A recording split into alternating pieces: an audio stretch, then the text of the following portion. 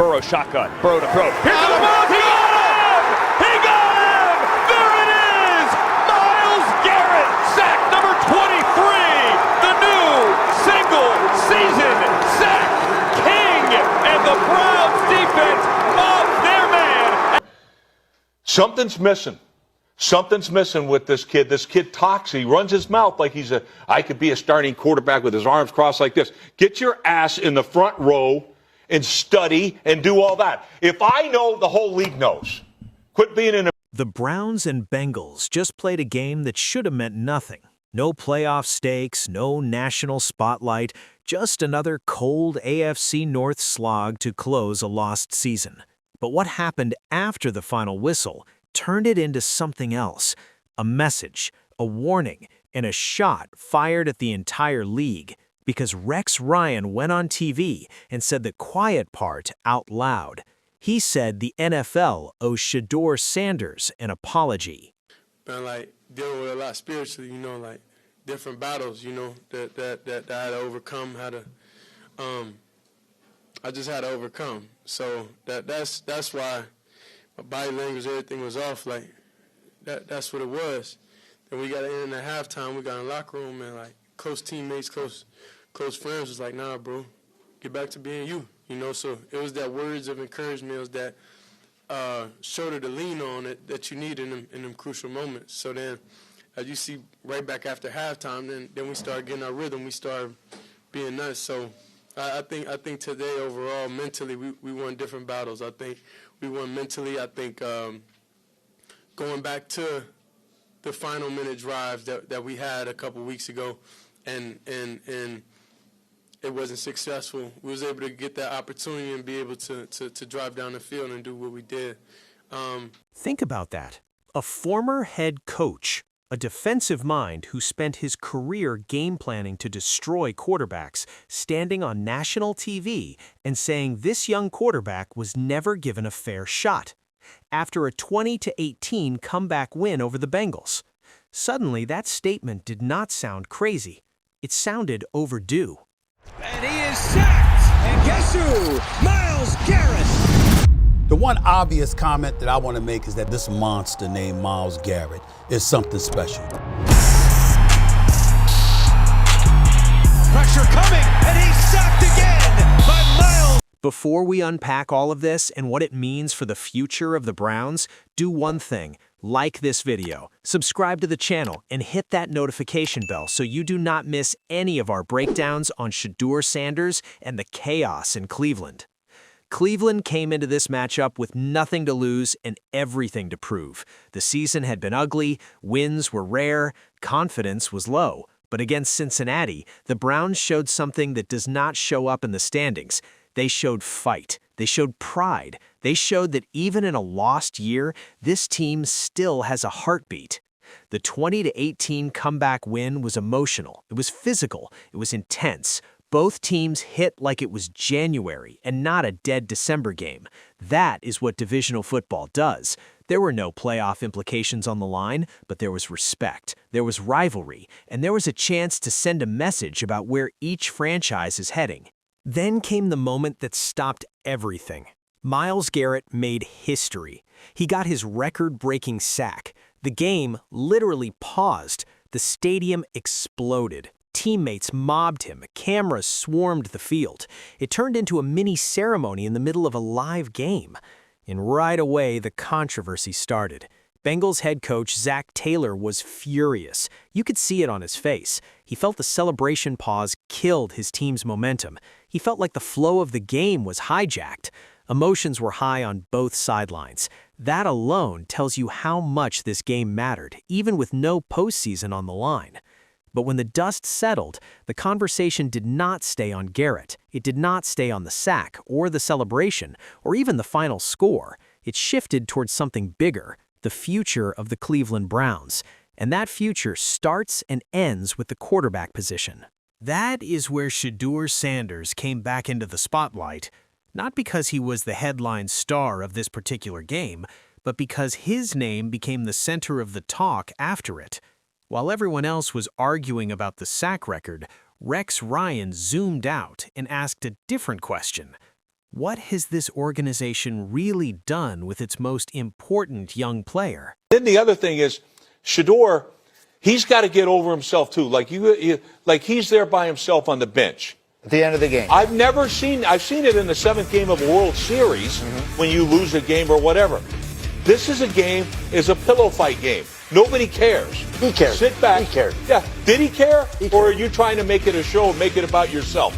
You got to. Rex did something very few analysts are willing to do. He called out the entire league. He said Shedeur Sanders was never given a fair shot. He said it bluntly. No hedging, no soft language. The league owes that kid an apology. And when a former head coach who has lived in locker rooms says that, it hits different. Because Rex Ryan is not just a talking head. He knows how quarterbacks are developed. He knows how pressure works. He understands what it takes to grow a young player in a league that eats mistakes alive. So when he says this situation was wrong, people listen. From the moment Shedeur arrived in Cleveland, expectations were twisted. Some fans expected instant greatness. Others wrote him off before he took a snap. There was no patience, no middle ground, no realistic growth curve, just hot takes and hard lines. Inside the building, it was even messier. The Browns' quarterback room was chaos. Practice reps were split. The depth chart felt like it changed every week. One veteran in, one veteran out, one flavor of the month, then another. And sitting on top of all of it was the massive Deshaun Watson contract. That deal did more than clog the salary cap. It controlled opportunity. It tied the coaching staff's hands. It made every decision at quarterback feel political instead of pure football. When you guarantee that kind of money, you are not just paying a player, you are buying control over how the position is handled. By the way, there were some things that Rex said that if he actually filed it with a coherent thought, I would agree with. Is there a disconnect between Shedeur and Kevin? That's a fair question. I don't think there is. I think Kevin just has his attention elsewhere. But again, that's a fair question. But to act like the kid sitting on the sideline or that in the press conference said, hey, I really feel like this loss is on me, that it's somehow an indictment on his character, just say you don't like the kid.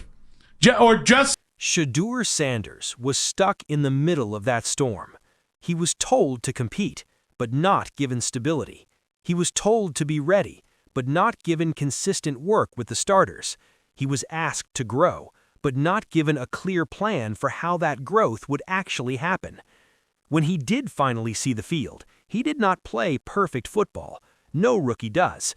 But he showed things that matter a lot more than a box score. He showed leadership. He showed calm in chaos. He showed week-to-week growth. Teammates responded to him. You could feel the difference in the huddle. The offense had more urgency, more juice, more belief. The body language changed. Guys lined up sharper. Routes were run harder. Protection calls sounded more confident. Those things never show up on a stat sheet, but every coach in the league knows they matter. Yet the narrative around Shedeur stayed stuck on numbers. Critics threw out passer rating, completion percentage, interceptions, touchdowns. They talked like he was a finished product after a handful of appearances. They ignored what was happening around him. They ignored the protection breakdowns, the constant pressure, the free rushers in his face before he hit the top of his drop. They ignored the inconsistent play calling, the lack of rhythm, the conservative stretches followed by random deep shots with no setup. They judged the kid like he was operating behind an elite line in a stable scheme. That is why Rex Ryan's comments hit so hard, because he did what a lot of analysts refuse to do. He brought context back into the conversation. When a former coach with his resume says this player was treated unfairly, it forces everyone in that organization to look in the mirror. The Browns' win over the Bengals proved something else, too. This roster is not empty. There are real pieces in place. Myles Garrett is living proof, one of the best defenders of his era, a face of the franchise on that side of the ball. But even a player that great cannot carry a team by himself forever. At some point, if you are serious about winning, you need clarity, you need direction, and that always starts with one question. Who is our quarterback? Not just this Sunday, not just until the next injury. Who is the guy we are building around? Shedeur Sanders represents that possible direction, not because he is a guaranteed superstar, nobody is at this stage, but because he has shown enough to deserve a real chance, not scraps, not spot duty, a real opportunity to develop like other young quarterbacks get around the league. That means a full offseason where he is the one taking starter reps. It means throwing with the top receivers, building timing, learning protections. It means the playbook being tailored to his strengths instead of him being forced into a system built for someone else. That is how successful NFL quarterbacks are made. The Browns cannot keep duct taping this position with short-term veterans. That buys time for a year. It does not build a future. They have draft capital. They do not have unlimited cap space. They cannot just spend their way out of bad decisions. They have to finally commit to developing the talent they already have. Rex Ryan's comments also shined a light on a bigger league-wide problem.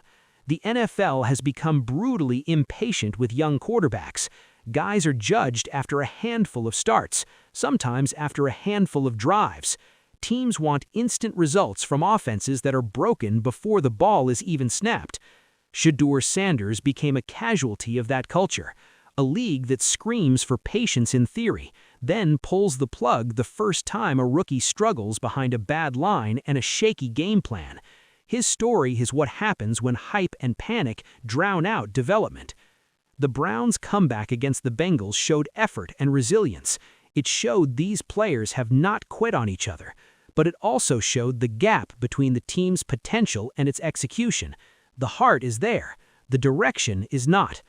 Fans are tired of one-off moments.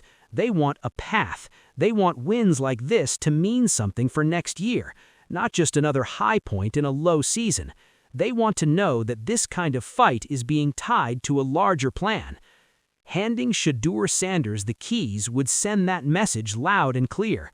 It would tell the locker room and the fan base, we are done chasing quick fixes. We are building something. We are going to grow with this guy, through the good and the bad. Coaches around the league are watching Cleveland closely, because if there's a change at the top, any serious head coach is going to ask the same thing. Do I have the freedom to play the best quarterback, or am I married to a contract? Real leaders want alignment, not obligation. Forcing decisions based on money instead of performance never leads to long-term success. It might protect egos, it might protect front office pride, but it does not protect the locker room. It does not protect the future of the franchise. Rex Ryan's so-called shocking take was not about creating a hot headline. It was a challenge, a demand for reflection, because fairness matters, development matters, opportunity matters, especially at quarterback. Shedeur Sanders is not a finished product. No rookie is, not even the ones drafted in the top 5 with perfect hype reels. What matters is the trajectory, the mentality, the response to adversity. By every measure, he has shown the right traits. Now the Browns are at a turning point.